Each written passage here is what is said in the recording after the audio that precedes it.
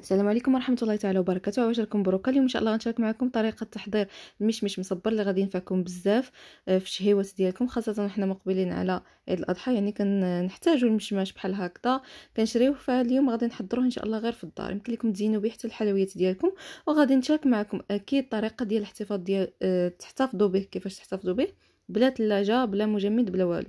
فتبعوا معايا الفيديو حتى الاخير باش تعرفوا على المقادير وطريقه التحضير. بسم الله على بركه الله. اول حاجه غادي نحضروا السيرو اللي غادي نحتاجو فيه 175 غرام من السكر سنيده. انا استعملت كيلو ديال المشمش، خدمت ب 175 غرام ديال سنيده مع 250 مليلتر من الماء اللي ضعتهم في كاسروله، حركتهم مزيان وخليتهم فوق النار كيغليو. خديت القرعه ديال الزاج من بعد ما عقمتهم. ضروري تستعملوا قرعه ديال الزاج اللي غطياتهم حديد. غسلت المشماش جيدا، ضروري انكم تستعملوا مشماش اللي يكون قاصح ما يكونش طايب باش تنجح معكم الوصفه. غسلته مزيان مره وجوج وثلاثه. من بعد كنقسم كل مشماشه، كيف ما كتشوفوا المشماش راني مستعمله يكون قاصح وباقي شويه فيه الخضر. كل مشماشه كناخذها كنقسمها بالسكين وكنحاول نحيد غير كنقيها كيف ما كتشوفوا من الفوق، كنحيد العظم حتى هو وكنقي بلاصتو. غنكمل بنفس الطريقه تنسالي الكميه كامله اللي عندي. ناخذ القراعي ديال الزاج وغادي نبدا نوضع فيهم المشماش. الداخل ديال المشماش يكون كيشوف من التحت كيف ما هو موضح في الفيديو. نعمر القريعات ديالي. انا كيلو ديال المشماش عمر لي 4 ديال القريعات، وانتم الا استعملتوا قراعي اكبر غادي ياخذ معكم شي 2 ديال القرعات. انا استعملت هاد القراعي اللي كيكونوا ماشي كبار وماشي صغار. يعني مثلا الا بغيت نخدم بوحده غادي نحلها في مره ونخدم بها احسن ما نخليه مثلا في الثلاجه. نوضع عليهم الماء اللي يكون غليان، يعني سخون بزاف.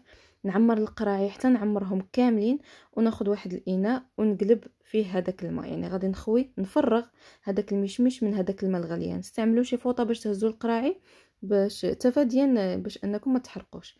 كيف ما كتشوفوا نخويت القراعي كاملين وضعت عليهم من فوق السيرو اللي حتى هو ضروري يكون في درجه الغليان.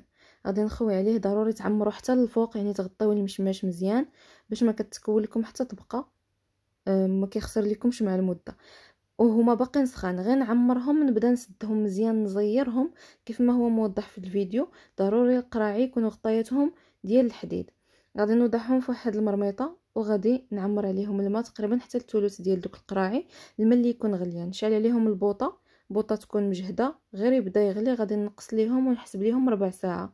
ربع ساعه كتكون كافيه انهم يطيبوا عفوا باش ما يتفرتتش معاكم. من بعد ما تفوت ربع ساعه غادي نحيدهم من فوق النار مباشره. من بعد ما نحيدهم غادي نقلبهم على الغطايه ديالهم كيف ما هو موضح في الفيديو. ضروري من هذه المرحله باش كتعقموا، يعني باش كيتسدوا مزيان هذوك القراعي وكتفاداو ان النفس تدخل ليهم، يعني باش ما يخسروش.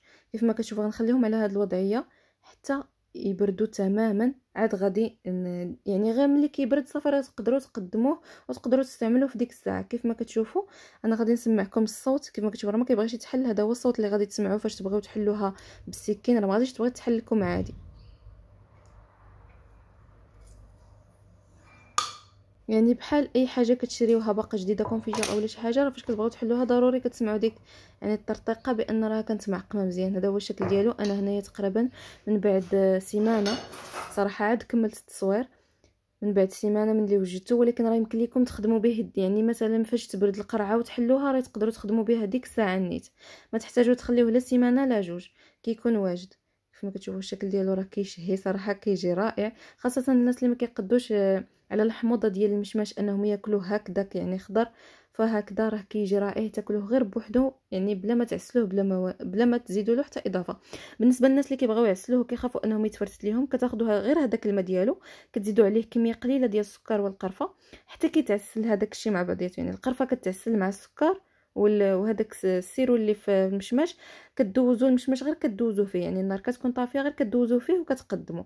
المشماش اصلا طايب، ولا خليتوه في داك السيرو كيطيب مثلا اولا مع القرفه غادي تبغيو تعسلوه بحال كنعسلوا البرقوق، فراه ما غاديش يتحمل يعني ما غاديش يتحمل الحراره وما غاديش يتحمل انه يزيد يطيب وغيتفرتس معكم. فهذه هي احسن طريقه اللي كنتو غتعسلوه. بغيتو تزينوا به الحلويات ديالكم فراه كتخدموا به نيشان. نتمنى ان الفيديو ديال اليوم يكون نال اعجابكم وطريقتي في تحضير اولا تصبير المشمش تكون نالت اعجابكم وفادتكم. شكرا لكم على مشاهده الفيديو، والى فيديو قادم باذن الله. عواشركم بروكا، والسلام عليكم ورحمه الله تعالى وبركاته.